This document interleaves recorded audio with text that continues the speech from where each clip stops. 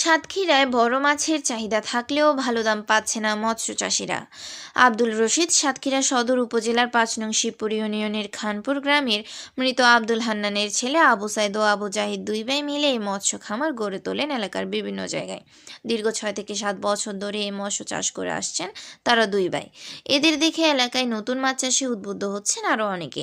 মৎস্য উদ্যোক্তা আব্দুল জাহিদ জানান, আমাদের প্রত্যেক গাড়িতে আপনার মনে হয় 700 কেজি করে মাছ ধরে, সেই হিসেবে আপনি হিসাব করতে হবে।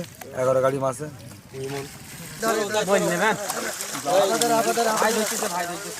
এই আবু সাইদ ভাই আমার বন্ধু মানুষ, সে আমাদের এই পাশেই ঘের, একই জায়গায় ঘের, আমরা একসাথে মাছ চাষ করি। তো অত্র বিলের ভিতরে আবু সাইদ ভাই সবচাইতে ভালো বা বেশি বড় মাছের চাষ করে, পাবদা চাষ। প্রতি বছর আল্লাহ দিলে তার ভালোই ফলাফল হয়, কিন্তু এবছর বাজার ভালো না থাকায় মানে সেভাবে ডেভেলপ করতে পারতেছে না। বাজার একটু ভালো হলে মানে পর্যাপ্ত পরিমাণ লাভ বা সাশ্রয় হতে পারবে। এখন ৬ থেকে ৭টা মাছের প্রজেক্ট আছে। সব মিলিয়ে ১২০ থেকে ১৩০ বিঘা জমিতে এই মাছের চাষ করে আসছি।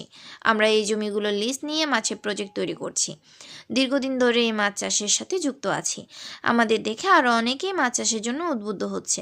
আমাদের কয়েকটা প্রজেক্টে পাবদা মাছের চাষ করে, আর কিছুদিন গেলে পাবদাগুলো বাজারজাত করা হবে। কিন্তু অন্য বছরের তুলনায় মাছের ভালো দাম না থাকার কারণে আমাদের মতন মৎস্য চাষিরা অনেক ক্ষতিগ্রস্ত হচ্ছে। আমরা চাই বাজারে মাছের চাহিদা অনুযায়ী মাছের দামটাও স্বাভাবিক নিয়মে ফিরে আসুক, তাতে আমাদের মতন মৎস্য চাষিরা অনেক লাভবান হতে পারবে। মৎস্য চাষি আনারুল ইসলাম বলেন, আবু সাইদ ভাইয়ের ঘরের পাশে আমার ঘর, কিন্তু অত্র এলাকার ভেতরে আবু সাইদ ভাইয়ের মতো মৎস্য চাষি কম আছে। দীর্ঘদিন ধরে মাছ চাষে উদ্বুদ্ধ আছে। আমাদের এলাকার আশেপাশের চেয়ে এই প্রজেক্টে অনেক বড় মাছ হয়ে থাকে প্রতি বছর। আজ যে মাছগুলো ধরেছে প্রতি কেজি আনুমানিক ৫ থেকে ৬ কেজিরও বেশি।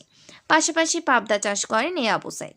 কিন্তু মাছ হিসেবে মাছের চাহিদা অনেক বেশি থাকলেও ভালো দাম পাচ্ছে না মৎস্য চাষিরা। মাছের ভালো দাম থাকলে অনেক লাভবান হতো মৎস্য চাষিরা।